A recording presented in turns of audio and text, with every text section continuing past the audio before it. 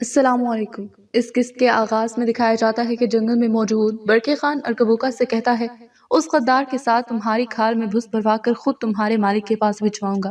وہیں جھاڑیوں میں چھپا قیاد کہتا ہے، تمہارے مجھے بتائے بغیر سپاہیوں کو لے کر اجلت میں نکلنے سے مجھے شک پڑ گیا تھا برقع خان، یعنی میری سوچ درست تھی۔ اسی دوران جنگل میں چھپے ارکبوکا کے مزید سپاہی وہاں پہنچتے ہیں۔ ایرتغرل اپنے سپاہیوں کے ساتھ ارکبوکا کے سپاہیوں پر ٹوٹ پڑتے ہیں۔ برقع خان کے سپاہی بھی ان کا مقابلہ کرتے ہیں۔ ان سب کو لڑائی میں مصروف دیکھ کر ارکبوکا ہنستے ہوئے وہاں سے جنگل کی طرف چلا جاتا ہے۔ ارکبوکا کو گھوڑے کی طرف بڑھتے دیکھ کر قیاد کہتا ہے، شاندار ارکبوکا، تم جو کر سکتے تھے کر چکے، اب میری باری ہے۔ ارکبوکا کو فرار ہوتے دیکھ کر برقع خان کہتا ہے، فوراً اس کا پیچھا کرو، جس پر سپاہی اس کے پیچھے جاتے ہیں۔ جھاڑیوں میں چھپے قیاد کہتا ہے، میں ہی تمہاری جان لوں گا برقع خان، مجھے پتا ہے یہ کیسے کرنا ہے۔ ارکبوکا کے تمام سپاہیوں کے مر جانے کے بعد برقع خان کہتا ہے، آپ صحیح تھے ایرتغرل صاحب، اس گھات نے غداروں کا پول کھول دیا، آپ جو کر سکتے تھے کر چکے، اب میری باری ہے، میں اپنے درمیان اس غدار کے ٹکڑے ٹکڑے کر دوں گا۔ ایرتغرل کہتے ہیں، جب تک ہم یہ پورا کھیل نہ بگاڑ دیں ہمارا کام پورا نہیں ہوگا، میں ارکبوکا کا پیچھا کروں گا، ان واقعات کی خبر ہلاکو خان کو پہنچانے سے قبل میں ان کے بازو توڑ دوں گا۔ برقع خان کہتا ہے، میں آپ کے ساتھ اپنے بہترین کھوجیوں کو بھیجوں گا، پیچھا کرتے وقت آپ کو ان کی ضرورت پڑے گی، لیکن آپ ان کے پیچھے زیادہ دور مت جائیے، کیونکہ میں ہر طرف اپنے سپاہی بھیج رہا ہوں، جلد از جلد میرے شکاری خیمے میں تشریف لائیں۔ اب ہمارا اتحاد میں کوئی رکاوٹ نہیں رہی، میں آپ کو کچھ اوراق دوں گا، بڑے معرکے میں ان کی ضرورت پڑے گی۔ ایرتغرل کہتے ہیں، جو آپ کا فرمان۔ اس پر برقع خان اپنے سپاہیوں سے کہتا ہے، چلو واپس خیمے میں، کیونکہ وہاں ایک بڑا شکار ہم سے اپنا سر توڑوانے کے انتظار میں ہے۔ ان کے جانے کے بعد ایرتغرل ارکبوکا کے تعاقب میں جائیں گے۔ اس کے بعد امرولو قبیلے میں سرما خاتون کو دکھایا جاتا ہے، وہ خیمے میں ادھر ادھر ٹہل رہی ہوتی ہیں۔ کچھ دیر ٹہلنے کے بعد موجود محافظوں سے کہتی ہیں، میرے ہاتھ کھولو، سرما خاتون ہونے کے اعتبار سے میں تمہیں حکم دیتی ہوں، کھولو میرے ہاتھ۔ اسی دوران اندر داخل ہونے والی مینگو محافظ سپاہی کو اشارہ کرتی ہے، جس پر وہ سرما خاتون کے ہاتھ کھول دیتا ہے۔ سرما کہتی ہیں، اس طرح سنا کرو اپنے سردار کے احکام۔ مینگو جواب دیتی ہیں، سرما خاتون، لیکن آپ کے ہاتھ باندھنے کا حکم البلگائے کا تھا، ان کا ایک اور حکم ہے، آپ خیمے سے باہر نہیں نکل سکتی، یہ سپاہی خیمے کے باہر پہرا دیں گے اگر آپ کا کوئی ضروری۔ مینگو کی بات درمیان میں کاٹ کر سرما غصے سے کہتی ہیں، باہر نکلو، میں نے کہا باہر نکل جاؤ، دفع ہو جاؤ یہاں سے۔ اس پر مینگو محافظ سپاہیوں کے ساتھ باہر چلی جاتی ہیں، جبکہ سرما خیمے میں پڑا سامان زمین پر پھینک دیتی ہیں اور غصے سے جا کر اپنی جگہ پر بیٹھ کر کہتی ہیں، ابھی ختم نہیں ہوا البلگائے خاتون، میں نے ابھی آخری چال نہیں چلی، میں اس کا بدلہ لوں گی۔ یہ کہتے ہوئے وہ اپنے سامنے موجود میز بھی الٹا دیتی ہیں۔ اس کے بعد مرکزی خیمے میں دکھایا جاتا ہے، البلگائے کہتے ہیں، اللہ آپ سے راضی ہو ترگت صاحب، آپ کی وجہ سے غداروں کا پول کھول کے قبیلے کو ایک بڑی مصیبت سے بچا لیا گیا۔ ترگت جواب دیتے ہیں، شکریہ البلگائے خاتون، سانپ کا سر کچلنا ہمارا فرض ہے۔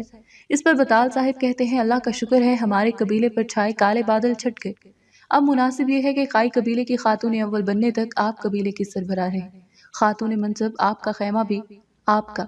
البلگائے کہتی ہیں، سرداری آپ کا حق ہے بطال صاحب، سرداری کے لیے جرگہ بلائے جانے تک یہ آپ پر آپ کی والدہ کے دودھ کی طرح حلال ہے۔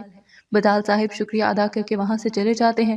ان کے جانے کے بعد ترگت کہتے ہیں، البلگائے خاتون، سرما خاتون کا مسئلہ بھی باقی ہے، اس کا فیصلہ آپ نے کرنا ہے۔ البلگائے خاتون جواب دیتی ہیں، سرما کی ہوس اور لالچ اس کی آنکھوں پر پردہ ڈالے ہوئے ہے، بچوں کی طرح اس کی خواہشیں بے شمار ہیں، میں اس پر جتنا بھی غصہ ہوں اس کے لیے میرے دل میں رحم باقی رہے گا۔ ممکن ہے کہ وہ کوئی پاگل پن کرے، لیکن ہماری روایات میں پاگل پن کے فیصلوں کی گنجائش نہیں ہے، ذرا ان واقعات پر گرد پر جائے پھر میں فیصلہ کروں گی ترگت صاحب۔ ترگت کہتے ہیں، ٹھیک ہے، لیکن احتیاط کا دامن چھوٹ نہ جائے۔ یہ کہہ کر ترگت اجازت لے کر وہاں سے جانے لگتے ہیں۔ البلگائے انہیں روک کر پوچھتی ہیں، ترگت صاحب، ایرتغرل صاحب کا کیا حال ہے، کوئی خبر ہے؟ دور دیس میں انہیں کچھ ہو نہ جائے۔ ترگت جواب دیتے ہیں، حضور بے شمار جنگوں سے نکلے ہیں، وہ پھر نکل آئیں گے انشاءاللہ، بہت جلد وہ اپنے قبیلے میں ہوں گے، آپ مطمئن رہیں انشاءاللہ۔ اس کے بعد قیاد کی برقع خان کے مرکزی خیمے میں آمد دکھائی جاتی ہے۔ خیمے کی جانب بڑھنے پر ایک سپاہی اس کے سامنے آ جاتا ہے۔ قیاد کہتا ہے، میں خیمے سے کچھ ضروری کاغذات لینے آیا ہوں۔ سپاہی جواب دیتا ہے، برقع خان کی غیر موجودگی میں خیمے میں داخلے کی اجازت نہیں ہے۔ قیاد کہتا ہے، برقع خان نے اس کا حکم دیا ہے، میں اپنی مرضی سے نہیں آیا۔ اس پر محافظ پوچھتا ہے، آپ کیسے کاغذات لینے آئے ہیں؟ غصے سے پوچھتا ہے، میں تمہیں بتاؤں گا، اپنا کام کرو۔ میں نے کہا، یہ اہم ہے تو بس ہٹو آگے سے۔ اس پر محافظ قیاد کو جانے کی اجازت دیتا ہے۔ خیمے کے اندر داخل ہو کر قیاد نظر دوڑاتے ہوئے کہتا ہے، کہاں ہیں وہ لانتی کاغذات؟ پھر وہ دوڑ کر ایک صندوق کی طرف جاتا ہے، اسے کھول کر دیکھتا ہے۔ صندوق میں موجود سامان باہر نکالنے کے بعد اسے اندر سے ایک چھوٹا سا صندوق ملتا ہے۔ خیاط اپنے خنجر کی مدد سے اسے کھولتا ہے تو اندر کاغذات رکھے ہوتے ہیں۔ وہ خوشی سے کہتا ہے جب وہ یہ کاغذات ہلاکو خان کے ہاتھ میں پہنچیں گے تو تم ایرتغرل اور پورا عالم اسلام کانپ جائے گا۔ ان کاغذات کو لے کر وہ باقی سامان اسی طرح صندوق میں رکھ دیتا ہے اور پھر خیمے سے چلا جاتا ہے۔ اس کے بعد ایرتغرل کو اپنے ساتھیوں کے ساتھ جنگل میں ارکبوگا کو تلاش کرتے ہوئے دکھایا جاتا ہے۔ وہ زمین پر قدموں کے نشانات ڈھونڈتے ہوئے آگے کی طرف بڑھتے ہیں۔ پام سے کہتے ہیں حضور ہم نے یہاں تک آثار کا تعاقب کیا لیکن یہاں وہ اچانک غائب ہو گئے۔ گوندوز کہتے ہیں کیا زمین پھٹی اور انہیں نگل گئی؟ ایرتغرل کہتے ہیں کھوجیو تم بھی آثار کھو مت دینا۔ کھوجی جواب دیتے ہیں ہم اس جگہ کو اپنے ہاتھ کی لکیروں کی طرح جانتے ہیں ایرتغرل صاحب، لیکن ارکبوگا کا تعاقب کرنا بہت مشکل ہوتا جا رہا ہے۔ ایرتغرل کہتے ہیں تو پھر آپ لوگ آثار تلاش کرتے رہیں، میں اپنے سپاہیوں کے ساتھ برقع خان کے پاس جا رہا ہوں، ہم ان سے وہ کاغذات حاصل کریں گے اور اگر خیاط پکڑا گیا ہوگا تو دیکھتے ہیں وہ کیا کہتا ہے۔ یہ کہہ کر ایرتغرل اپنے سپاہیوں کے ساتھ واپسی کے لیے روانہ ہو جاتے ہیں۔ اس کے بعد امرولو قبیلے میں اپنے خیمے میں موجود سرما خاتون کو دکھایا جاتا ہے۔ البلگائے خاتون کے خیمے میں داخل ہونے پر سرما خاتون اپنی جگہ سے کھڑی ہو جاتی ہیں۔ البلگائے کہتی ہیں میں دیکھ رہی ہوں کہ شرمندگی کی وجہ سے تم مجھ سے نظریں نہیں ملا پا رہی، اب حساب کا وقت ہے، بولو یہ سب کیوں کیا؟ سرما آگے آ کر جواب دیتی ہے میں نے جو کچھ بھی کیا اپنے قبیلے اور خیمے کی بھلائی کے لیے کیا باجی۔ لیکن البلگائے اس کی بات مکمل ہونے سے پہلے اس کے منہ پر تھپڑ دے مارتی ہیں اور کہتی ہیں قبیلے کی بھلائی کے لیے؟ ہاں دیکھو ہماری حالت کیا ہو گئی ہے، در حقیقت میں تمہاری بہن ہونے کی حیثیت سے ہمیشہ تمہارے ساتھ کھڑی ہوئی، لیکن تم نے ہمیشہ مجھے دھوکہ دیا۔ جب میرے سامنے ڈھال بن کے کھڑے ہونے کا وقت آیا تو تم نے میری پیٹھ میں خنجر گھونپ دیا۔ سرما جواب دیتی ہے میں بھی یہ سب نہیں چاہتی تھی بہن، میں نے سردار کی بیوی کے نام اور شان و شوکت کو دھوکہ دیا، میں خود کو عالم فاضل سمجھتی تھی لیکن حقیقت میں جاہل تھی۔ البلگائے کہتے ہیں ہمارے والد سازش کی بھینٹ چڑھ گئے، بھائی جان نے ہمیں شرمندگی کی انتہا تک پہنچایا، ہمارا کوئی مددگار سنگی ساتھی نہیں رہا جس پر بھروسہ کر سکے۔ جب ہم بہنیں ایک دوسرے کی طاقت بن سکتی تھی تم نے یہ کھیل کیوں کھیلا سرما کے کوئی جواب نہ دینے پر البلگائے غصے سے کہتی ہے میں تم سے پوچھ رہی ہوں سرما جواب دیتی ہیں میں اپنی کم عقلی اور جہالت کی وجہ سے سازشیں نہیں سمجھ سکی باجی، اپنے لالچ کی وجہ سے حقیقت نہیں جان سکی، میرے دل کو اس کا خوف نہیں، مجھے سزا دی جائے اور جلا وطن کیا جائے گا، یہ قبیلے کے درمیان مجھے پھانسی دی جائے، میں آپ کی نظروں سے گر چکی ہوں، میں ڈرتی ہوں کہ آپ کا دل جیت پاؤں گی یا نہیں، میں پانی کا اوپری حصہ ہوں تو آپ گہرائی ہیں، میں زمین ہوں تو آپ آسمان، بچوں سے غلطیاں ہو جاتی ہیں بڑے معاف کر دیا کرتے ہیں، اگر چاہیں تو میری جان لے لیں اور اگر چاہیں تو اسی طرح جلنے دیں لیکن میں قسم کھاتی ہوں اگر آپ ایک بار اور مجھے معاف کر دیں تو میں آپ کے لیے مصیبت نہیں بنوں گی، آپ اپنی نصیب و جلی بہن کے لیے اپنے شفاف دل میں وسعت پیدا کریں، میں عہد کرتی ہوں کہ آپ کو شرمندہ نہیں کروں گی۔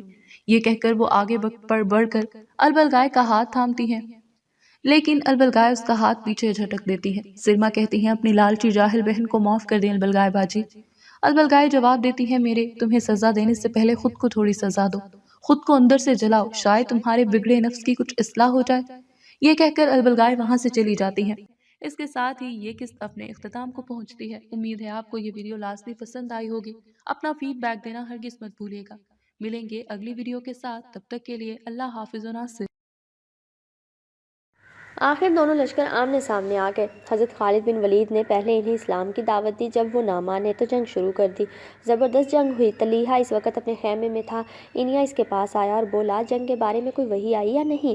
جواب میں اس نے کہا ابھی کوئی وحی نہیں آئی، تم جنگ کرو، میں وحی کا انتظار کر رہا ہوں۔ اینیا پھر میدان جنگ کی طرف لوٹ گیا، اپنے ساتھیوں کو لڑاتا رہا، باقی لشکر بھی جنگ کی آگ میں کود چکا تھا۔ مسلمان پورے جوش اور جذبے سے لڑ رہے تھے۔ ایسے میں اینیا ایک بار پھر طلیحہ کے خیمے میں آیا۔ ہاں کیا خبر ہے، جبرائیل آئے یا نہیں؟ ابھی نہیں آئے، جنگ جاری رکھو۔ وہ پھر میدان جنگ میں لوٹ گیا۔ آخر لشکر میں شکست کے آثار ظاہر ہونے لگے۔ وہ پریشان ہو کر تیسری بار طلیحہ کے خیمے میں آیا اور پوچھا وحی آئی یا نہیں؟ ہاں جبرائیل آئے تھے، طلیحہ نے فوراً کہا۔ تب پھر انہوں نے کیا کہا؟ انہوں نے کہا کہ یہ لڑائی تمہارے لیے چکی کا پاٹ ثابت ہوگی، اینیا کے لیے یہ ایک ایسا واقعہ ہوگا جسے وہ کبھی فراموش نہیں کرے گا۔ اس وقت اینیا کو احساس ہو گیا کہ یہ شخص جھوٹا ہے۔ اس نے میدان جنگ میں جا کر اپنے قبیلے کے لوگوں سے کہا اے بنی فزارہ، طلیحہ جھوٹا ہے، اس لیے بھاگ چلو۔ اپنے سردار کا حکم سنتے ہی وہ بھاگ نکلے۔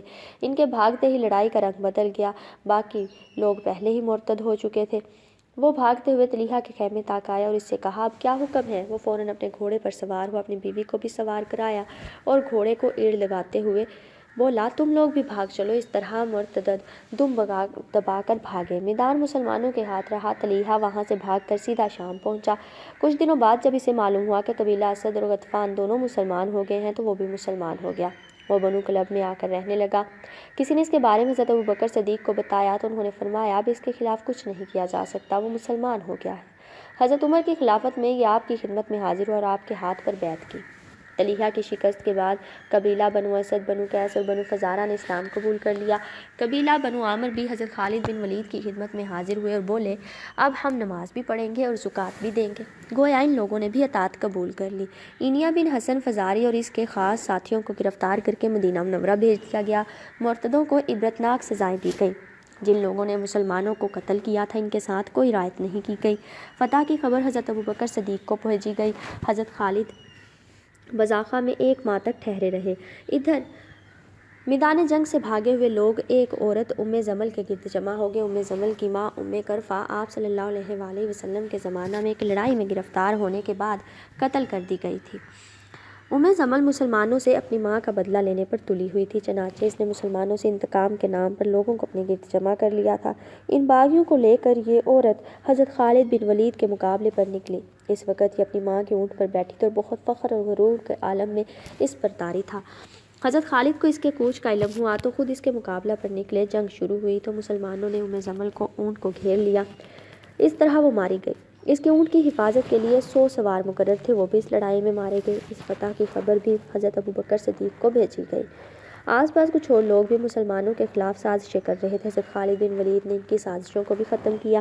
ان لڑائیوں میں جو بڑے بڑے سردار پکڑے گئے، حضرت خالد بن ولید نے انہیں مدینہ منورہ بھیج دیا۔ حضرت ابوبکر صدیق نے ان کے ساتھ بہت نرمی کا سلوک کیا، یہاں تک کہ اینیا نے اسلام قبول کر لیا تو اسے رہا کر دیا گیا۔ طلحہ بھی مسلمان ہو گیا، اسے بھی معاف کر دیا گیا۔ آپ صلی اللہ علیہ وآلہ وسلم نے اپنے آخری دنوں میں کچھ لوگوں کو زکوٰۃ وصول کرنے کی غرض سے بھیجا تھا۔ یہ لوگ بنو تمیم میں موجود تھے اور وہاں زکوٰۃ وصول کر رہے تھے کہ آپ صلی اللہ علیہ وآلہ وسلم کا انتقال ہو گیا۔ اب ان حضرات میں اختلاف پیدا ہوا کہ آپ صلی اللہ علیہ وآلہ وسلم کی وفات کے بعد زکوٰۃ کی رقم کا کیا کریں گے۔ حضرت ابوبکر کے پاس مدینہ واپس بھیجیں یا یہیں کے لوگوں میں تقسیم کر دیں۔ اس قبیلے بنو تمیم کا ایک شخص مالک بن نویرہ تھا، وہ ان کا اہم آدمی تھا۔ اس نے زکوٰۃ کی رقم مدینہ بھیجنے سے انکار کر دیا، جبکہ آپ نے جن لوگوں کو بھیجا تھا ان کا کہنا تھا کہ زکوٰۃ کی رقم مدینہ منورہ بھیجی جائے۔ بس اس بات پر یہ شخص مسلمانوں کے خلاف ہو گیا۔ ابھی یہ اختلافی مسئلہ حل نہیں ہوا تھا کہ عراق کے ایک علاقے الجزیرہ کی ایک عورت سجا بنت حارث وہاں پہنچ گئی۔ یہ نبوت کا دعویٰ کر چکی تھی۔ اس کے ساتھ ایک بڑا لشکر تھا۔ اس لشکر میں عراق کے بنو تغلب شامل تھے۔ ان کے علاوہ قبیلہ ربیہ، نمر، ایاد، شیبان کے تجربہ کار لوگ شامل تھے۔ خود سجا بنو تمیم سے تھی، یعنی جس قبیلے کا مالک بنی نویرہ تھا۔ سجا کا تعلق بنی تمیم کے ساتھ ساتھ بنو تغلب سے بھی تھا اور یہ سب لوگ عیسائی تھے۔ اب چونکہ عیسائیوں اور یہودیوں کو اسلام سے دشمنی تھی، اس لیے یہ چلاک عورت ان لوگوں کو اسلام کے خلاف ابھار کر لے آئی تھی۔ یوں یہ عورت پہلے سے ہی موقع کی تلاش میں تھی۔ چوں ہی اس نے آپ صلی اللہ علیہ وآلہ وسلم کی وفات کی خبر سنی، اپنا لشکر لے کر مدینہ کی طرف چل پڑی۔ کہا جاتا ہے کہ ایران کے کچھ لوگ بھی اس کے ساتھ تھے۔ اب یہ سیدھی مالک بن نویرہ کے پاس پہنچی۔ وہاں پہلے ہی زکوٰۃ کی رقم کے معاملے میں اختلاف رونما ہو چکا تھا، لہٰذا مالک بن نویرہ اپنے قبیلے کے لوگوں کے ساتھ سجا کے لشکر میں شامل ہو گیا۔ دونوں ایک ہو گئے۔ مالک بن نویرہ نے سجا کو مشورہ دیا کہ ابھی مدینہ منورہ پر حملے کا وقت نہیں ہے، بلکہ ابھی آس پاس کے لوگوں کو اپنی نبوت کا قائل کرے، انہیں ساتھ ملائے، اس طرح ہماری طاقت اور بڑھ جائے گی۔ سجا نے مالک بن نویرہ کا مشورہ مان لیا۔ مسلیمہ کذاب سے مارکا۔ ادھر یمامہ کے مسلیمہ کذاب نے بھی نبوت کا دعویٰ کیا تھا۔ اس کے ساتھیوں میں کثرت ایسے لوگوں کی تھی جو اسے جھوٹا سمجھتے تھے، لیکن دولت اور اقتدار کے لیے اس کے ساتھ شامل ہو گئے تھے۔ سجا کے بارے میں مسلیمہ کذاب کو معلوم ہوا تو وہ فکر مند ہو گیا۔ اس نے سوچا اگر سجا میرے ساتھ شامل ہو جائے تو ہماری طاقت میں بہت زیادہ اضافہ ہو جائے گا۔ ادھر سجا کو بھی یہی بات سوجی، چنانچہ دونوں میں ملاقات ہوئی۔ اس طرح دونوں نے شادی کر لی۔ اب سجا کی فوج بھی مسلیمہ کی فوج میں شامل ہو گئی۔ اس کے جھنڈے تلے 40,000 فوجی جمع ہو گئے۔ شادی کے بعد سجا اپنی قوم میں کچھ ضروری معاملات نپٹانے کے لیے چلی گئی، لیکن پھر واپس نہ آ سکی۔ یہ بعد میں مسلمان ہو گئی تھی۔ ادھر حضرت خالد بن ولید طلحہ کو شکست دے چکے تھے۔ انہیں حضرت ابوبکر صدیق کی طرف سے حکم ملا اب تم یمامہ جا کر مسلیمہ کا مقابلہ کرو۔ حضرت خالد بن ولید یہ حکم پا کر بڑھے تو زکوٰۃ کے کچھ منکرین اپنی اپنی زکوٰۃ لے کر ان کی خدمت میں آئے۔ اور انہوں نے نئے سرے سے اسلام قبول کر لیا۔ البتہ مالک بن نویرہ نہ آئے، وہ ابھی تک کوئی فیصلہ نہیں کر پایا تھا۔ حضرت خالد بن ولید سے مقابلہ کرنے کی ہمت بھی اس میں نہیں تھی، اس لیے اس نے اپنے لوگوں کو منتشر کر دیا۔ حضرت خالد وہاں پہنچے تو میدان صاف تھا۔ انہوں نے اعلان کر دیا کہ جو لوگ نماز پڑھیں، زکوٰۃ دیں، انہیں کچھ نہ کہا جائے، جو ایسا نہ کریں انہیں سزا دی جائے۔ اسلامی لشکر کے کچھ لوگ جب مالک بن نویرہ کے علاقے میں پہنچے تو انہوں نے اسے قتل کر دیا، کیونکہ ابھی تک اس نے زکوٰۃ کے بارے میں کوئی اعلان نہیں کیا تھا۔ نہ زکوٰۃ لے کر حضرت خالد بن ولید کے پاس آیا تھا۔ اس مقام سے اسلامی لشکر یمامہ کی طرف بڑھا۔ حضرت ابوبکر صدیق نے حضرت خالد سے پہلے ایک لشکر حضرت اکرمہ کی قیادت میں مسلمہ کی طرف روانہ کیا تھا، لیکن انہیں ہدایت دی تھی کہ جا کر ابھی حملہ نہ کر دیں۔ ان کی مدد کے لیے آپ نے دوسرا لشکر بھی روانہ فرمایا تھا۔ حضرت اکرمہ نے ذاتے ہی مسلمہ کے لشکر پر حملہ کر دیا، شرحبیل کے لشکر کے انتظار نہ کیا۔ اس طرح انہوں نے مسلمہ کے لشکر کے ہاتھوں شکست کھائی، کیونکہ مسلمہ تو اس وقت تک بہت طاقت پکڑ چکا تھا۔ حضرت ابوبکر صدیق کو یہ اطلاع ملی تو آپ حضرت اکرمہ پر بہت ناراض اور انہیں ایک دوسرے محاذ پر نہ جانے کا حکم فرمایا۔ حضرت شرحبیل کو آپ نے حکم فرمایا کہ وہیں ٹھہریں اور حضرت خالد بن ولید کا انتظار کریں۔ حضرت ابوبکر صدیق کا حکم پا کر حضرت خالد بن ولید یمامہ کی طرف بڑھے، یہاں تک کہ حضرت شرحبیل سے آ ملے۔ حضرت خالد کے اس لشکر میں حضرت ابوبکر صدیق نے بڑے بڑے نامی گرامی مہاجرین اور انصار کو بھی شامل کیا تھا۔ چنانچہ مہاجرین کے دستے کے سردار ابو حذیفہ اور حضرت عمر کے بھائی حضرت زید تھے۔ انصار کا دستہ حضرت ثابت بن قیس کی قیادت میں تھا۔ حضرت ابوبکر صدیق نے حضرت سلیط کو بھی ایک دستہ دے کر اسلامی لشکر کے پیچھے روانہ فرما دیا تھا، تاکہ کوئی پیچھے سے ان پر حملہ نہ کر سکے۔ مسلمہ قذاب اس وقت یمامہ کے علاقے اکربہ میں ڈیرے ڈال رہا تھا۔ تاریخ کی کتابوں میں اس کی فوج کی تعداد 40,000 سے 60,000 تک لکھی ہوئی ہے۔ صبح ہوئی تو حضرت خالد بن ولید نے اپنے لشکر کو اس طرح ترتیب دیا کہ میمنہ یعنی دائیں بازو پر حضرت زید بن خطاب کو مقرر فرمایا، میسرہ یعنی بائیں بازو پر اسامہ بن زید مقرر تھے، خود کو درمیان میں رکھا۔ ادھر مسلمہ اپنے لشکر کو ترتیب دے رہا تھا۔ آخر دونوں لشکر ایک دوسرے کے سامنے آئے۔ اسلامی لشکر میں مہاجرین کا جھنڈا حضرت سالم رضی اللہ تعالیٰ عنہ کے ہاتھ میں تھا۔ یہ قرآن کے حافظ تھے، جھنڈا لیے سب سے آگے بڑھے ہوئے تھے۔ کسی نے کہا، اے سالم، اگر آپ شہید ہو گئے تو قرآن پاک کا حفظ جاتا رہے گا۔ یہ سن کر انہوں نے کہا، اگر میں اس بات کا اندیشہ کروں تو مجھ سے برا حافظ قرآن کون ہوگا؟ ادھر مسلمہ کی صفوں سے رجال آگے آیا۔ یہ شخص مسلمہ کا خاص آدمی تھا، اسی نے سب سے پہلے یہ جھوٹی خبر پھیلائی تھی کہ نعوذ باللہ جناب رسول صلی اللہ علیہ وآلہ وسلم اپنی نبوت میں مسلمہ کو شریک کر لیا ہے۔ اپنی صفوں سے باہر نکل کر اس نے للکار کر کہا، کون میرے مقابلے میں آتا ہے؟ حضرت عمر کے بھائی حضرت زید اس کی للکار سن کر آگے بڑھے، آتے ہی زور کا وار کیا کہ ایک ہی وار میں اس ملعون کا کام تمام کر دیا۔ مسلمانوں نے جو پرجوش انداز میں تکبیر بلند کیا۔ اب دونوں لشکر پوری قوت سے ٹکرا گئے، زبردست جنگ ہو گئی۔ مسلمہ کا ایک آدمی اس پر اپنی جان نچھاور کرنے پر تلا ہوا تھا۔ اس کی وجہ یہ تھی کہ وہ جانتے تھے اگر مسلمہ کو شکست ہو گئی تو مسلمانوں کی حکومت ان پر ہمیشہ کے لیے قائم ہو جائے گی۔ مسلمانوں کو ایسی ہولناک ترین جنگ لڑنے کا یہ پہلا اتفاق تھا۔ 40,000 مرتدوں کا دباؤ ان پر پڑا تو مسلمان پسپا ہونے لگے، ان کے پاؤں اکھڑنے لگے۔ مورخین نے لکھا ہے، اسلام میں یہ سب سے پہلی شدید ترین لڑائی تھی اور اس سے مرتدوں نے حیرت انگیز حد تک بہادری دکھائی۔ مسلمانوں کو پیچھے ہٹتے دیکھ کر مرتدوں کا حوصلہ اور بڑھ گیا، لیکن جلد ہی مسلمانوں نے خود کو سنبھال لیا۔ حضرت ثابت بن قیس پکارے، اے مسلمانوں، تمہیں کیا ہو گیا؟ اے اللہ، جن مسلمانوں نے پسپائی اختیار کی ہے میں ان سے لا تعلق ہوں۔ ادھر حضرت زید بن خطاب بولے، میں تو ہرگز لوٹ کر نہیں جاؤں گا۔ اے اللہ، میں مسلمہ اور اس کے ساتھیوں سے بیزار ہوں۔ اسی وقت حضرت ابو حذیفہ پکارے، اے مسلمانوں، اے قرآن کو ماننے والوں، کہاں ہو؟ یہ مسلمان اپنی اپنی جگہ دشمنوں کو للکار رہے تھے کہ اتنے میں حضرت خالد بن ولید نے اپنے دستے کے ساتھ پلٹ کر زوردار حملہ کیا۔ یہ حملہ ایسا تھا کہ دشمن کے پاؤں اکھڑ گئے۔ کچھ دیر تک وہ پیچھے ہٹتے چلے گئے، آخر سنبھل کے اور مسلمانوں پر حملہ آور ہوئے۔ اب جنگ گھمسان کی ہونے لگی۔ ایسے میں حضرت خالد بن ولید نے اپنی فوج کو حکم دیا، ہر دستہ الگ الگ ہو کر لڑے۔ اس سے پہلے یہ سب ایک ساتھ مل کر لڑ رہے تھے، یہ حکم ملنے پر الگ الگ ہو گئے۔ الگ الگ ہونے پر حضرت خالد نے ان کا جائزہ لیا۔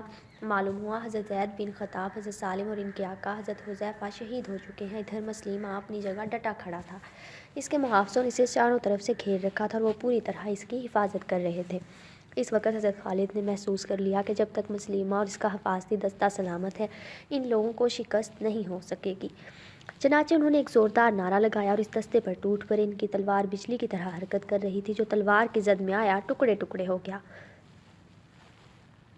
اس صورتحال کو دیکھ کر مسلمہ نے خود آگے بڑھ کر مقابلہ کرنے کا ارادہ کیا، لیکن پھر خوفزدہ ہو کر پیچھے ہٹ گیا۔ اب اس کی حالت یہ تھی، کبھی چند قدم آگے آتا اور کبھی پیچھے ہٹ جاتا۔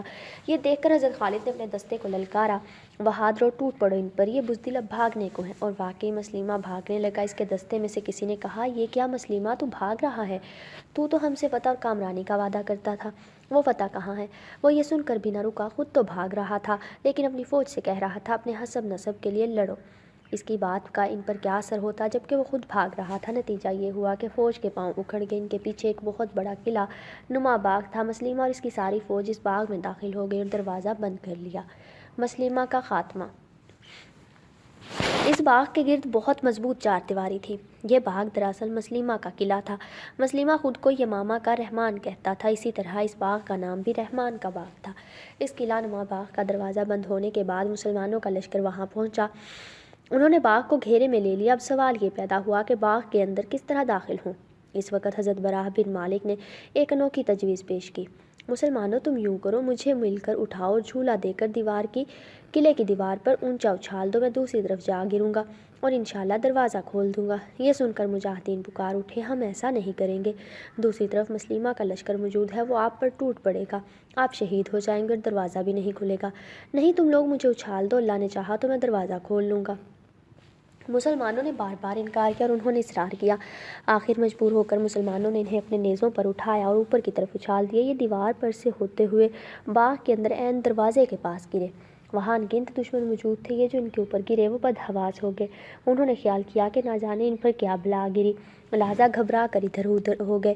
حضرت براء بن مالک کے لیے اتنا موقع ہی کافی تھا، انہوں نے فوراً اٹھ کر دروازہ کھول دیا۔ بس پھر کیا تھا، مسلمان باغ کے اندر داخل ہو گئے۔ اس طرح ایک بار پھر گھمسان کی جنگ چھڑ گئی، لاشوں کے انبار لگ گئے، لیکن چونکہ مسلمہ کا لشکر پہلے ہی شکست کھا کر باغ میں آ گھسا تھا، اس لیے ان کے حوصلے ٹوٹ چکے تھے، زیادہ تر انہی کی لاشیں گر رہی تھیں۔ ایسے میں حضرت وحشی نے کام دکھا دیا۔ یہ حضرت جبیر بن محتم کے غلام تھے۔ غزوہ احد میں ان کے ہاتھوں آپ صلی اللہ علیہ وآلہ وسلم کے چچا حضرت حمزہ شہید ہوئے تھے۔ اس کے بعد یہ مسلمان ہو گئے تھے۔ یہ نیزہ پھینکنے کے بہت ماہر تھے اور اپنی ساری مہارت سے کام لے کر انہوں نے طاق کر حضرت حمزہ کو نیزہ مارا تھا۔ آج اسی مہارت سے کام لے کر انہوں نے مسلمہ پر نیزہ مارا۔ اس وار سے مسلمہ جہنم رسید ہوا اور اس کے لشکر میں بھگدڑ مچ گئی۔ وہ سر پر پاؤں رکھ کر بھاگے۔ مسلمانوں نے بھاگتے دشمن کا تعاقب کیا اور دور تک انہیں مارتے کاٹتے چلے گئے۔ حضرت خالد بن ولید نے میدان جنگ کا معائنہ کیا اور لاشوں کے ڈھیر میں پڑی مسلمہ کی لاش کو دیکھ کر اطمینان ظاہر کیا۔ اس روز سے اس باغ کا نام موت کا باغ مشہور ہو گیا۔ تاریخ کی کتابوں میں اس باغ کو موت کا باغ ہی لکھا گیا۔ مسلمہ کے لشکر میں 10,000 سے زائد آدمی مارے گئے، جبکہ مسلمانوں میں سے 1200 شہید ہوئے۔ مرتدوں کے ساتھ جتنی جنگیں لڑی گئیں، یہ ان میں سے سب سے بڑی اور سخت جنگ تھی۔ اس جنگ میں بڑے بڑے نامور صحابہ شہید ہوئے، لیکن چونکہ مسلمہ اس وقت اسلام کا سب سے بڑا دشمن تھا اور اس کے خلاف یہ فیصلہ کن جنگ تھی، اس لیے اس جنگ کے بعد مسلمانوں کے قدم جزیرۃ العرب میں جم گئے۔ اسلامی فوج جب فتح کا پرچم لہراتی مدینہ منورہ میں داخل ہوئی تو مدینہ منورہ کا چپا چپا مبارکباد کی آوازوں سے گونج اٹھا۔ 1200 مسلمانوں کی شہادت کا غم اپنی جگہ تھا، لیکن اللہ کی حمد و ثنا اور مبارکباد کی گونج میں رنج و غم بہت کم ہو گیا۔ حضرت ابوبکر صدیق جہاں حد درجے خوش تھے، وہاں اتنے صحابہ کرام کے شہید ہو جانے پر حد درجے غمگین بھی تھے۔ حضرت ابوبکر صدیق نے جو 11 لشکر ترتیب دیے تھے، ان میں سے ایک لشکر کا سالار حضرت علاء بن حضری کو مقرر کیا تھا۔ انہیں آپ نے بحرین کی طرف روانہ فرمایا تھا۔ بحرین ایرانی حکومت کا علاقہ تھا، یہ ایک ریگستانی علاقہ تھا۔ آپ صلی اللہ علیہ وآلہ وسلم نے اپنی زندگی میں بحرین کے سردار منظر بن ساوا کو خط لے کے ذریعے اسلام کی دعوت دی تھی۔ اس دعوت کے نتیجے میں منظر اور بحرین کے صدر مقام حجر کا گورنر مرزبان مسلمان ہو گئے تھے۔ ان کے ساتھ جتنے قبیلے آباد تھے، ان سب نے بھی اسلام قبول کر لیا تھا۔ یہ واقعہ 8 ہجری کا ہے۔ آپ صلی اللہ علیہ وآلہ وسلم کی وفات کے فوراً بعد منظر بن ساوا کا بھی انتقال ہو گیا۔ اب دوسرے لوگوں کی دیکھا دیکھی بحرین کے لوگ بھی اسلام سے پھر گئے۔ وہاں ایک صحابی حضرت جارود بن بشر تھے۔ یہ کچھ مدت حضور صلی اللہ علیہ وآلہ وسلم کی صحبت میں رہے تھے، اس لیے وہ بدستور مسلمان رہے۔ انہوں نے قبیلہ عبد قیس کو پھر سے اسلام قبول کرنے کی دعوت دی، انہیں تبلیغ کی تو عبد قیس نے اسلام قبول کر لیا۔ باقی لوگ بنو بکر وغیرہ مرتد ہی رہے۔ یہی وجہ تھی کہ حضرت ابوبکر صدیق نے حضرت علاء بن حضری کو ان کی طرف روانہ فرمایا۔ یہ ان دونوں کی بات ہے جب حضرت خالد بن ولید یمامہ کی جنگ سے فارغ ہوئے تھے۔ حضرت علاء بن حضری اپنے لشکر کو لیے ایک صحرا سے گزر رہے تھے کہ شام ہو گئی۔ انہوں نے وہیں ٹھہرنے کا پروگرام بنایا تاکہ رات کے وقت صحرا میں راستہ نہ بھول جائیں۔ اب وہاں عجیب اتفاق ہوا، جن اونٹوں پر کھانے پینے کا سامان لدا ہوا تھا وہ بدک کر بھاگ نکلے اور مسلمانوں کے پاس کھانے پینے کو کچھ نہ رہا۔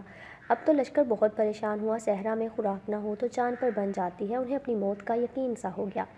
ایک دوسرے کو وصیتیں کرنے لگے، تاہم حضرت علاء بن حضری نے انہیں تسلی دی اور فرمایا، اے لوگو، کیا اللہ کے راستے میں جہاد کرنے والے نہیں ہو؟ یقین کرو اللہ تم جیسے لوگوں کو رسوا اور ذلیل نہیں کرے گا۔ اسلامی فوج جب صبح کی نماز سے فارغ ہوئی تو دور سے انہیں پانی کی چمک نظر آئی۔ ریگستان میں جب ایسی چمک نظر آئے تو یہی خیال کیا جاتا ہے کہ وہاں پانی ہے، لیکن وہاں جانے پر پتہ چلتا ہے کہ یہ سراب تھا، ریت کی چمک تھی، پانی کی نہیں۔ انہوں نے بھی یہی خیال کیا، تاہم فوج کے ہر اول دستے نے آگے جا کر دیکھنے کا فیصلہ کیا۔ وہاں پہنچے تو وہ پانی ہی تھا۔ اب تو سب کے سب بہت خوش ہوئے، سب نے پانی پیا، غسل کیا اور پانی اپنے مشکیزوں میں بھر لیا۔ سورج ذرا بلند ہوا تو اونٹ بھی ادھر ادھر سے ان کے پاس آئے۔ مسلمانوں کی خوشی کی انتہا نہ رہی۔ اب لشکر تازہ دم ہو کر آگے روانہ ہوا اور بحرین کے مقام پر پہنچ گیا۔ بحرین کی فوج کے سالار کا نام مطعم بن جبیر تھا۔ بحرین کے لشکر کی تعداد بہت زیادہ تھی۔ ایک رات اس لشکر میں شور و غل کی آوازیں سنائی تھی۔ حضرت علاء نے معلومات حاصل کرنے کے لیے اپنے چند فوج روانہ کیے۔ انہوں نے آ کر بتایا کہ ایرانی سپاہی شراب پی کر نشے میں شور مچا رہے ہیں۔ یہ سنتے ہی حضرت علاء اپنی فوج کے ساتھ ان پر ٹوٹ پڑے۔ بحرین کا لشکر بدحواس ہو گیا، بہت سے قتل ہوئے، بے شمار گرفتار ہوئے اور بہت سے بھاگ نکلے۔ مطعم بھی مارا گیا۔ بھاگنے والے کشتیوں میں سوار ہو کر دارین پہنچ گئے۔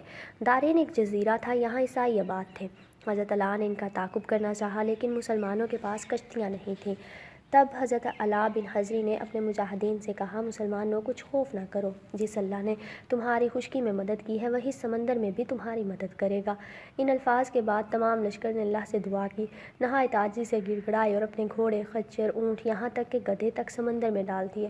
اس طرح اسلامی لشکر نے سمندر عبور کر لیا اور جزیرہ دارین کے ساحل پر پہنچ گئے۔ علامہ اقبال نے شاید ایسے ہی کسی موقع کے لیے یہ شعر کہا تھا، دشت و دشت دریا بھی نہ چھوڑے ہم نے، بحر ظلمات میں دوڑا دیے گھوڑے ہم نے۔ اب یہاں بھاگنے والوں کو بھی کسی اور طرف سے بھاگنے کا راستہ نہیں تھا، اس لیے وہ ایک بار پھر مسلمانوں کے مقابلے میں جم گئے اور بہت بے جگری سے لڑے۔ آخر مسلمانوں کو فتح ہوئی، کفار سب کے سب موت کے گھاٹ اتار دیے گئے۔ اس جنگ میں مسلمانوں کو بے حد مال غنیمت ہاتھ آیا۔ ایک ایک سوار کو 6,000 ہزار اور ہر پیادے کو 2,000 ہزار ملے۔ حضرت علاء اسی روز بحرین کے لیے واپس روانہ ہو گئے۔ بحرین پہنچ کر انہوں نے حضرت ابوبکر صدیق کو فتح کی خوشخبری کا پیغام بھیج دیا۔ اس خط میں انہوں نے تمام حالات لکھے۔ اب اس علاقے میں مرتدوں کی کمر بالکل ٹوٹ گئی۔ نتائج کے اعتبار سے یہ جنگ یمامہ کی جنگ سے زیادہ اہم تھی۔ اس کی وجہ یہ تھی کہ یمامہ میں صرف ایک قوم سے جنگ تھی، جبکہ بحرین چونکہ خلیج فارس پر واقع تھا اور ایران کی حکومت کے ماتحت تھا، یہاں ہندوستان اور ایران کے تاجر زیادہ تھے، اسی لیے یہ جنگ کسی ایک قوم سے نہیں تھی، بہت سی قوموں سے تھی۔ ان لوگوں میں یہودی، عیسائی اور آتش پرست بھی تھے۔ اس جنگ کا نتیجہ یہ نکلا کہ مسلمانوں کے لیے عراق کی فتح کی راہ ہموار ہو گئی، تاہم تعداد اور افرادی طاقت کے لحاظ سے یمامہ کی جنگ ہی بڑی تھی۔ آپ صلی اللہ علیہ وآلہ وسلم کی وفات کے بعد عمان کے لوگ بھی مرتد ہو گئے۔ حضرت ابوبکر صدیق کو یہ بات معلوم ہوئی تو آپ نے حضرت حذیفہ بن محسن کو حضرت ارفجہ بن حرشمہ کے لشکروں کو عمان کی طرف روانہ کیا۔ عمان پر اس وقت لقیط بن مالک مرتد کا قبضہ تھا۔ یہ دونوں اس کی طرف بڑھے۔ لقیط کو خبر ملی تو اپنا لشکر لیے مسلمانوں کے مقابلے پر نکلا۔ مرتدین کی سرکوبی۔ لقیط دوا کے مقام پر پہنچا کہ اسلامی لشکر اس تک پہنچ گیا۔ بہت سخت جنگ ہوئی، شروع میں دشمن کا پلہ بھاری رہا، اس سے مسلمان پریشان ہو گئے، لیکن اسی وقت مسلمانوں کے 2 لشکر وہاں پہنچ گئے۔ اس اچانک مدد سے مسلمانوں کو بہت حوصلہ ملا، ان کے قدم جم گئے، انہوں نے اس قدر زبردست حملہ کیا کہ دشمن کے پاؤں اکھڑ گئے، دشمن کے 10,000 آدمی مارے گئے۔ مسلمانوں کو بہت بڑی مقدار میں مال غنیمت ہاتھ آیا، اس کا 5واں حصہ مدینہ منورہ بھیج دیا گیا۔ آپ صلی اللہ علیہ وآلہ وسلم کے دور میں یمن کے لوگ مسلمان ہو گئے تھے، مگر آپ صلی اللہ علیہ وآلہ وسلم کی وفات کے بعد ان میں سے اکثر مرتد ہو گئے۔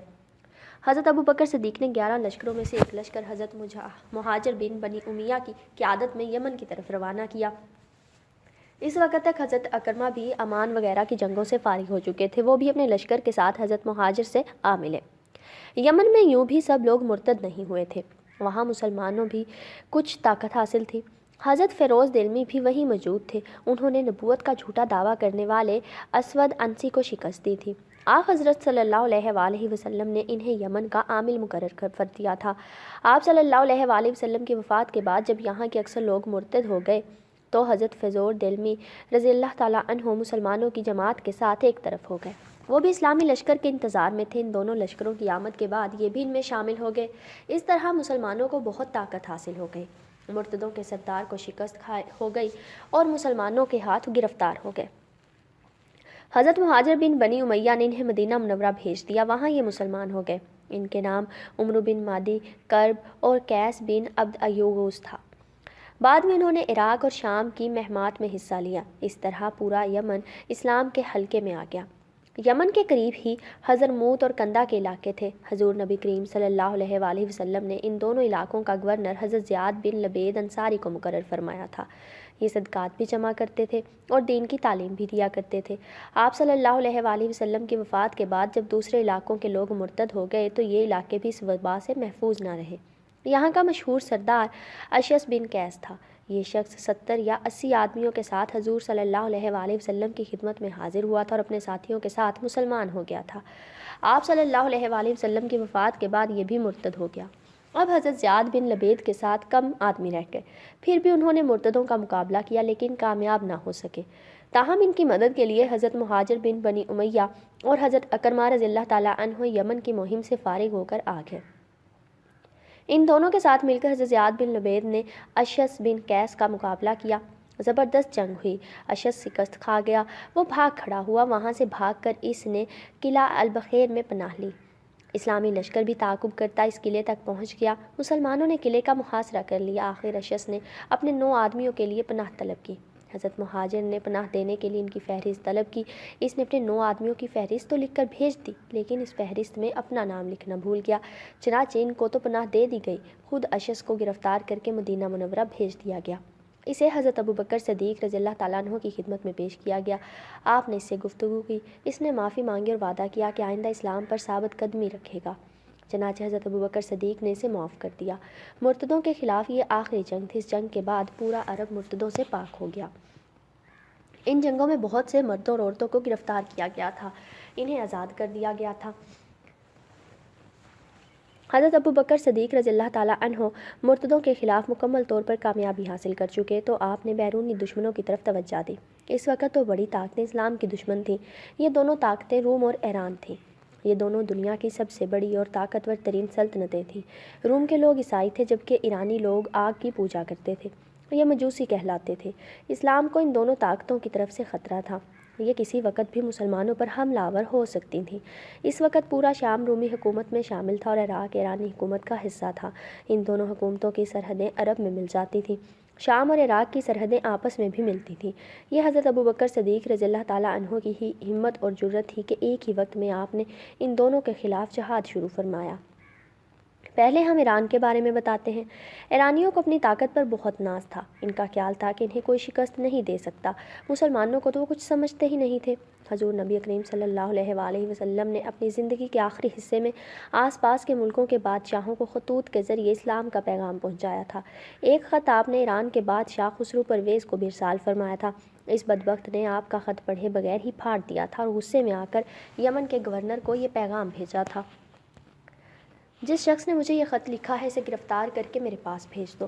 جب حضور نبی کریم صلی اللہ علیہ وآلہ وسلم کو یہ اطلاع ملی کہ اس نے آپ کے خط کے 2 ٹکڑے کر دیے ہیں تو ارشاد فرمایا: اللہ اس کے ملک کو بھی ٹکڑے ٹکڑے کر دے گا۔ پھر ہوا یوں کہ خسرو پرویز کو اس کے بیٹے نے حکومت کے لالچ میں قتل کر دیا۔ اس کے بعد ایرانی آپس میں لڑنے لگے۔ یہ مسلمانوں کے خلاف بھی سازشیں کرنے لگے۔ ان کی سرحد پر جو عرب قبائل تھے یہ ان کے ساتھ بھی ظلم اور زیادتیاں کرنے لگے۔ اسی لیے ان قبیلوں کے لوگ ایرانیوں سے بہت نفرت کرتے تھے۔ انہی قبیلوں میں قبیلہ بنو شیبان بھی تھا۔ اس کے سردار کا نام مسنع بن حارثہ تھا۔ ہجرت کے 9ویں سال مسنع بن حارثہ اپنے قبیلے کے کچھ لوگوں کے ساتھ مدینہ منورہ آئے۔ حضور صلی اللہ علیہ وآلہ وسلم کی خدمت میں حاضر ہوئے اور اسلام لے آئے۔ مسنع بن حارثہ بہت بڑے بہادر اور جنگجو تھے، عقل مند بھی بہت تھے۔ اسلام قبول کرنے کے بعد جب یہ واپس اپنے وطن گئے تو انہوں نے ایران کے ظالم حکمرانوں کے خلاف جہاد شروع کر دیا۔ انہوں نے اپنے قبیلے بنو شیبان کے علاوہ کچھ دوسرے قبیلوں کو بھی اپنے ساتھ ملا لیا۔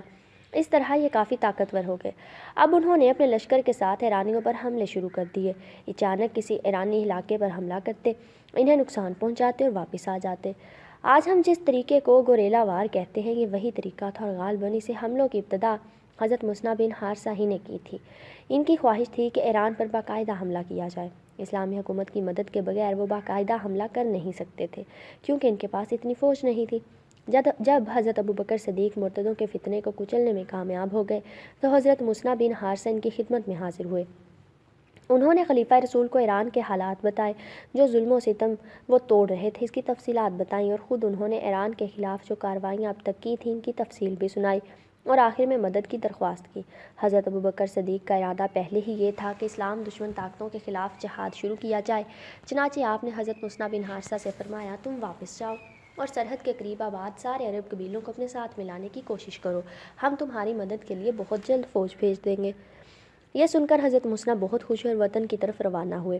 ان کے جانے کے بعد حضرت ابوبکر صدیق نے حضرت خالد بن ولید کو حکم بھیجا، فوراً ایران کی طرف جاؤ اور مصنع کو ساتھ ملا کر ایران کے ظالم مجوسیوں کے خلاف جہاد شروع کرو۔ عراق کی طرف پیش قدمی۔ حضرت خالد بن ولید اس وقت یمامہ میں تھے۔ حضرت ابوبکر صدیق کا حکم ملتے ہی وہ 10,000 مجاہدین کے ساتھ عراق کی طرف بڑھے۔ یہ واقعہ 12 ہجری کا ہے۔ ساتھ ہی حضرت ابوبکر صدیق نے حضرت مصنع بن حارثہ کو حکم بھیجا، تم خالد بن ولید کے ساتھ رہو، ان کے ساتھ کوچ کرو اور ان کے ساتھ قیام کرو، پورے طور پر ان کی اطاعت کرو۔ ان کے علاوہ حضرت ابوبکر صدیق نے حضرت ایاز بن غنم کو لکھا، تم بھی خالد بن ولید کے پاس پہنچ جاؤ اور ان کی قیادت میں لڑو۔ اس موقع پر حضرت ابوبکر صدیق نے حضرت خالد بن ولید کو یہ ہدایات دیں، عراق کی سرزمین پر پہنچ کر لوگوں کی دلجوئی کریں، اللہ کی طرف انہیں دعوت دیں، اگر وہ اس دعوت کو قبول کر لیں تو ٹھیک، ورنہ ان سے جزیہ طلب کریں، جزیہ دینے سے بھی انکار کریں تو پھر ان سے جنگ کریں۔ جو لوگ ساتھ جانے کے لیے تیار نہ ہوں ان پر جبر نہ کریں۔ جو لوگ مرتد ہو گئے تھے لیکن اب پھر مسلمان ہو گئے، ان سے کسی قسم کی مدد طلب نہ کریں۔ جو مسلمان پاس سے گزریں انہیں ساتھ ملا لیں، اپنی جنگ کا آغاز ابلا سے کریں۔ یہ آخری حکم حضرت ابوبکر صدیق نے اس لیے دیا تھا کہ اس زمانہ میں شاہ ایران کا سارا جنگی سامان ابلا میں موجود تھا، گویا وہ اس کی فوجی چھاؤنی تھی۔ یہ شہر بندرگاہ بھی تھا، اس کے ذریعے عرب اور ہندوستان کے درمیان تجارتی تعلقات قائم تھے۔ غرض اسلامی لشکر عراق کی طرف بڑھا۔ اس وقت عراق کا گورنر ہرمز ایران کے بہت بڑے پہلوانوں میں شامل ہوتا تھا۔ یہ بہت ظالم بھی تھا، سرحد پر آباد عرب قبیلوں پر بہت ظلم اٹھاتا تھا۔ اس کے اسی ظلم سے تنگ آ کر حضرت مصنع نے ایرانی سرحدوں پر گوریلا وار کارروائیاں شروع کی تھیں۔ عراق میں سب سے پہلی جنگ جو ہوئی اس کا نام ذات السلاسل یعنی زنجیروں کی لڑائی ہے۔ اس وقت ایرانی حکومت کا دستور تھا کہ جو شخص جتنا بڑا عہدیدار ہوتا تھا اس کی ٹوپی اتنی ہی قیمتی ہوتی تھی۔ اب چونکہ ہرمز یہاں سب سے بڑے عہدیدار تھے، اس لیے اس کی ٹوپی 1,00,000 روپے کی تھی۔ حضرت خالد بن ولید عراق کی حدود میں داخل ہوئے تو حضرت مصنع بن حارثہ اپنی 8,000 فوج کے ساتھ ان سے آ ملے۔ اب حضرت خالد نے اپنی فوجوں کو 3 حصوں میں تقسیم کیا، ایک حصے کے سردار حضرت مصنع بن حارثہ کو مقرر کیا، دوسرے حصے کا سالار حضرت عدی بن حاتم طائی کو مقرر کیا اور تیسرا حصہ خود اپنے پاس رکھا۔ تینوں لشکر 2-3 دن کے وقفے سے روانہ ہوئے، یعنی سب سے آگے حضرت مصنع کا لشکر روانہ ہوا، اس کے 2 دن بعد حضرت عدی بن حاتم کا اور 3 دن بعد حضرت خالد کا لشکر روانہ ہوا۔ حضرت خالد بن ولید نے ہرمز کے نام ایک خط بھی لکھا جس میں یہ فرمایا، تو اسلام لے آ، محفوظ رہے گا، ورنہ جزیات آ کر یہ بھی منظور نہیں تو جنگ کے لیے تیار ہو جا۔ میں تیری طرف ان لوگوں کو لے آیا ہوں جو موت کو اتنا محبوب رکھتے ہیں جتنا تم زندگی کو۔ ہرمز کو یہ خط ملا، ساتھ ہی اسے مسلمان فوجوں کی روانگی کی اطلاعات ملی تو اس نے ایران کے بادشاہ یزدگرد کو یہ تمام معاملات لکھ بھیجے۔ پھر اپنا لشکر لے کر یہ بہت تیزی سے حزیر کے مقام کی طرف بڑھا، کیونکہ اسے اطلاع ملی تھی کہ مسلمانوں کا لشکر بھی اسی طرف آ رہا ہے۔